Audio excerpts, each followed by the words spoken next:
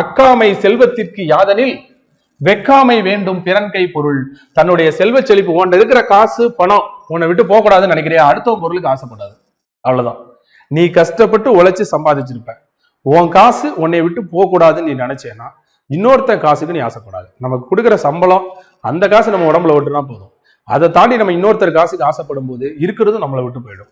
அப்போ செல்வம் நம்மை விட்டு நீங்காமல், பேர் புகழ் நம்மை விட்டு நீங்காமல் இருக்க ஒரே வழி இன்னொருத்தர் பொருளுக்கு ஆசைப்படாம இருக்கிறது. வெக்காமை என்றால் பிறர் பொருளை விரும்பாமை. இதே கேள்வியா கேட்பாங்க. வெக்காமைன்னு ஒரு அதிகாரம் இருக்கு, 18வது அதிகாரம். இந்த அதிகாரத்துல இந்த அக்குங்கிற எழுத்து இருக்கு பாருங்க, இந்த அக்குங்கிற எழுத்து 10 குறள்ல வரும் அந்த அதிகாரத்துல. இதுதான் அந்த அதிகாரத்தோட ஸ்பெஷல். வெக்காமை என்றால் பிறர் பொருளை விரும்பாமை, வெக்குதல் என்றால் விரும்புதல், வெக்காமைனா விரும்பாமை. அக்குங்கிற எழுத்து 10 திருக்குறள் இடம்பெற்ற ஒரே அதிகாரம் வெக்காமை. சரியா தெரிஞ்சு வச்சுக்கோங்க. தன்னுடைய செல்வ செழிப்பு குறையாமல் இருக்க வேண்டும் என்றால் பிறருடைய பொருளை தானே வேண்டுமென்று ஆசைப்படாமல் இருக்க வேண்டும்.